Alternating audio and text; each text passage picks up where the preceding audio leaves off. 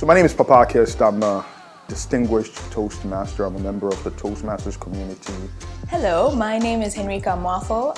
My name is Emmanuel Agbeko Gamor. I'm from Ghana, West Africa. I'm an ecosystem builder and I run a podcast called Unpacking Africa. My name is Foster Awentete Akugri. I am a tech entrepreneur and I currently work with Stanbic Bank Ghana, a member of the Standard Bank Group. My view on failure comes in two parts. There's what I consider perceived failure or what I call actual failure. Perceived failure is basically a disconnect between expectations and what actually happens. You want so badly to do something or achieve something or see certain results, and unfortunately you don't achieve them. So it looks like you failed. And the way you respond to them, either you can go into a slump or shrug it off or learn from them. But for me, actual failure is when you totally decide that I cannot do it, I cannot do anything about it, I cannot learn from it. It's always going to be a stagnant lesson in my life, and it affects you in other ways consistently. And until you confront it, it's an actual failure. What is my greatest failure? Well, I like to tell people that I'm actually the greatest failure of all time. And I don't say it to talk down to myself, or I don't say it to be condescending, but the truth is, my expectations are so sometimes unrealistic that I consistently fall short of them. As you know, when you talk about innovation, you cannot speak about innovation without failure. What does that look like? A lot of us have metrics, goals, aspirations, and anytime we don't hit the mark, we feel as if we failed. It's an interesting concept. Failure does not mean you're paralyzed. It also does not mean defeat. Dr. Sarah Lewis, a Harvard professor, has a book out, and she expresses the art of finding mastery versus success. And what we have to do in our journey for success is to be open to falling short. That almost getting to your target is what motivates each and every single one of us to go even further. For some of us, most of our communities frown upon failure. So you hear about entrepreneurs, and you hear about career choices, and people who choose careers because they're afraid that they'll be paralyzed by their failure.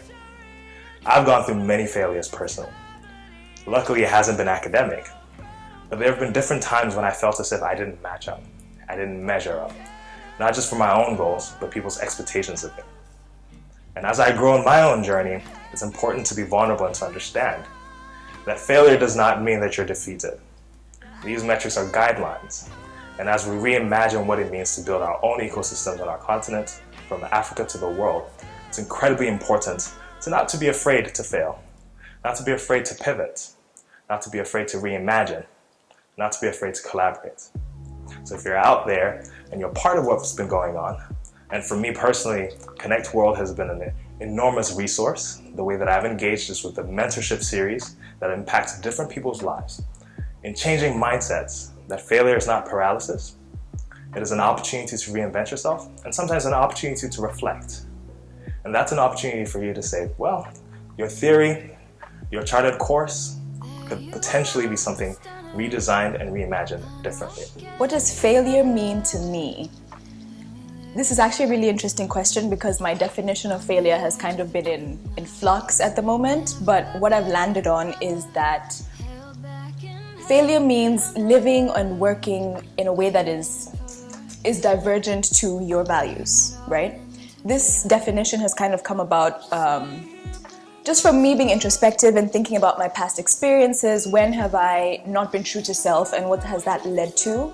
More often than not, the situations I've regretted or the situations where I wasn't my most authentic self are the ones that led to situations I could have avoided, really. I put myself in places that were not in line with what I believe and what I've grown up being taught, and that's always brought me failure in terms of the people I interacted with, whether I got hurt physically, mentally, emotionally, whether I missed an opportunity.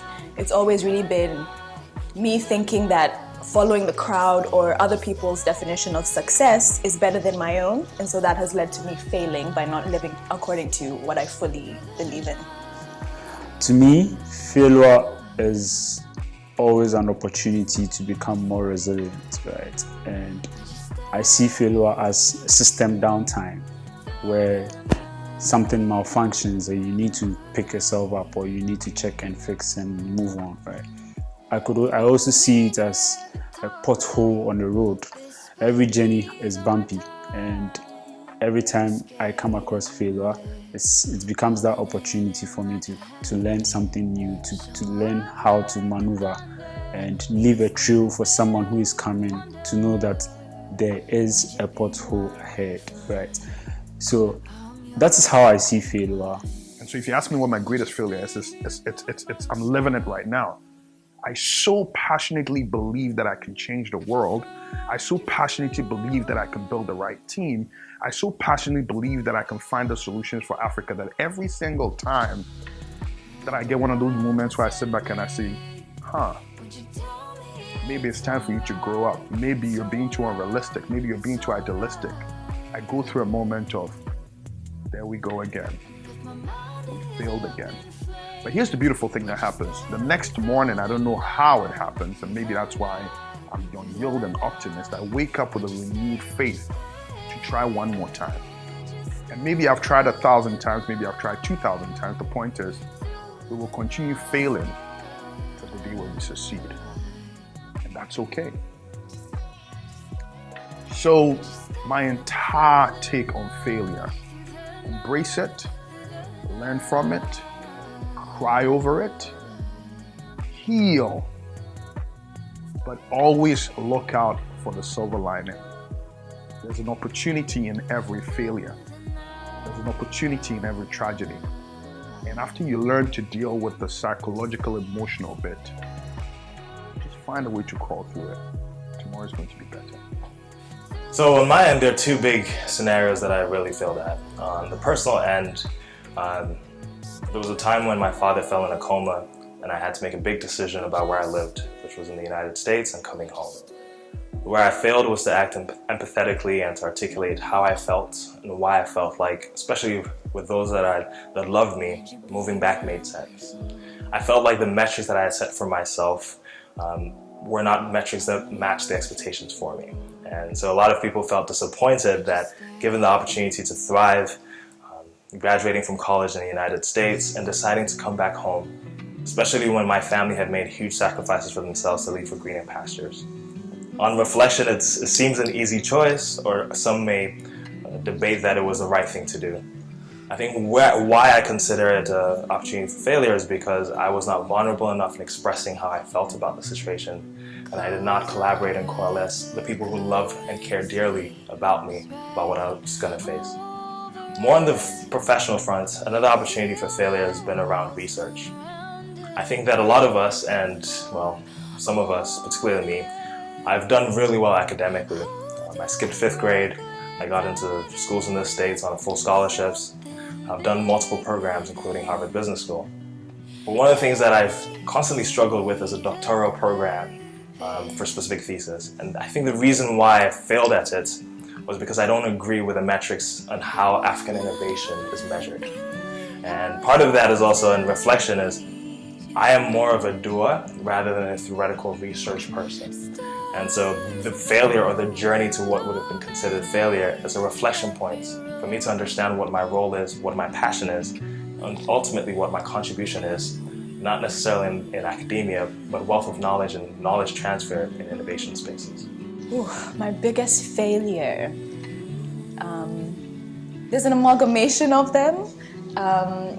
When I think about, okay, so the basic definition of failure, right, which is not achieving the expected outcome, not getting to what you really wanted. I have examples of that primarily because, maybe let me back up. I'm one of those people who has based a lot of my self-esteem, self-worth in academia because I've always been good at school. A lot of us, we spend 18 years plus in school, and it's kind of a profession before we even get into the working world.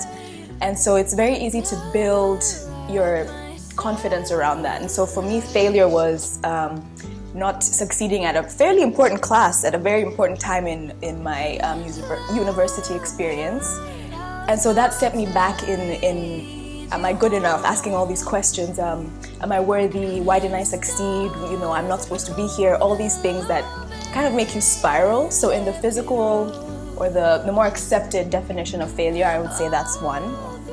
My biggest failure dates back to somewhere in 2014 when I started my third business, Internships Ghana. It's a recruitment agency that was focused on helping people get internship opportunities. I set out one morning to a bank to negotiate for internship opportunities. I get the chance to meet the branch manager and I submit my proposal to him. He invites me to his office and he asks me to sit down. And then he goes through this proposal and asks me a straightforward question. What is your vision and mission statements for this company? And all of a sudden I went blank. It amazed me so much and made me realize how unprepared I was before that meeting. And he was like, quoting him, paraphrasing what he said, I love young people who try to be innovative and self-sustaining, but I hate young people who are not prepared for this journey. Take this proposal, go, when you are prepared, come back and I will give you an opportunity. It was the biggest blow I ever had, and I feel this was a big turnaround for me. And ever since, until today, I attribute most of my success to that day, because walking out with my head down, ashamed of myself, head heavy, shoulder heavy, taught me a lesson that I will never forget. Always be prepared in life. There are all sorts of failures if you want to talk about practical ones. I wish I managed maybe my finances better. I wish I made more time making money.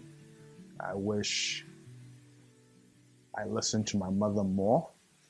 I wish I invested in certain things as opposed to other things. I wish maybe I didn't trust so much.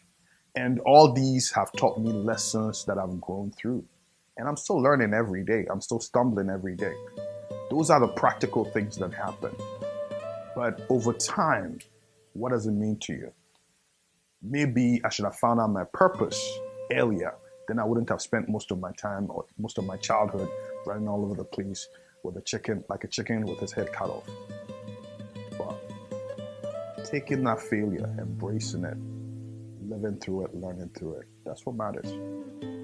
So I referenced Dr. Sarah Lewis. She in her book, she wrote a book recently, and she shares that initially the word failure comes from looking at corporate and businesses that don't meet specific metrics for a board of directors. Failure was never intended to apply to human beings. And so there are things that we've borrowed in specific sectors, whether it's in economics or business, and we try to own them because we feel as if human beings are economic agents with specific productive output. We're more than the work that we do. We're more than the salaries that we have. We're more than the career choice we have. We're brothers, we're sisters, we're aunts, we're grandparents, we're grandchildren, we're friends, we're loved ones, we're community organizers. And some of those things may not be quantified as easily or have the same reputation in our societies. And so the role that community and people who we have around us helps validate who we are, spiritually, physically, mentally, emotionally. And so for those of you who have close friends, you have people who are supportive, a bit about how I felt like I didn't meet the metric is to recognize your community and how they're helping you grow. And all the times that you may communicate, they may not understand, they may not be in alignment, but it is our responsibility to carry them as best we can within our life journey. I think the Connect World, so far what I've seen is the diversity of outreach and meeting a lot of young people where they're at. The founder of this, Phyllis Kwenyihia, is incredibly generous with her spirit, with her heart, and usually when you start up organizations, they end up being a reflection of you. And Connect World is exactly that. It is empathetic, it meets young people where they are, and for all of us who are mentors who've had the privilege of having an advanced life journey, it is an opportunity to share that in a space where you bring of yourself what you have, and to see the number of young people who are responsive, reflective, and their lives are revolutionized is also a gift. So it's a gift to be a mentor, and I hope everyone listening participates. Others I can think about, based on not living according to your values, is I don't know how in depth to get with it, but there was an instance where I put I was following my friends, let me say it like that. I was following the ideas of success that my friends believed in. Oh, I need to be wearing the right thing, I need to have the right phone, I need to be in the right spaces with the right people. And that led to me getting hurt, first of all, not following my parents, the people who have educated me, have brought me up, have taught me what is good and what is wrong. That led to me not listening to them, which again is a failure because I value respecting the people that raise you. So that was a failure to me. There are several layers to it, but that's kind of what brought me to changing my definition of failure and success and basing it more on my lived experience and just what I fully really believe in. Therapy, for sure. I listened to a podcast with a psychiatrist who she says therapy is a strategy. You know, we talk about faith a lot and believing in God and that kind of bringing us out of different situations and helping us change the way that we think. But I really do think that starting therapy and starting to unravel some of the traumas, some of the failures, if you will, and really understanding why I felt that was a failure, what impact that had on me and how I wanted to use those lessons to now shape the path I'm going on towards the future. So therapy, definitely, I would recommend it for everyone. There's a lot of bias around it. There's a lot of fear, lack of understanding. It's a difficult resource to also get into. But I would definitely say in understanding self, in becoming more confident, in really understanding what is success to me, what is failure to me, therapy. So one of the biggest things people usually don't deal with is the grief you have to experience when you fail. It is okay to cry. It is okay to feel sad. It is okay to not want to talk to anybody, to isolate yourself for some time, to assimilate everything that happened and figure out a way forward, right? The moment you don't deal with it, you don't realize the lessons out of it. The best part of failure are the gems you pick up from the lessons you learn and apply them ahead. And so for me, dealing with failure is the biggest weapon to succeed, right? And to be able to do this, first you need to go through the grieving phase. You need to come to terms with the fact that you failed, but it is not the end. And pick yourself up, pick the lessons up and apply them in whatever it is you are aiming to do next. And also know that every time you failed is an opportunity to leave a mark for someone not to make the same mistake. And so you are contributing to the success of somebody. So we should celebrate failures, right?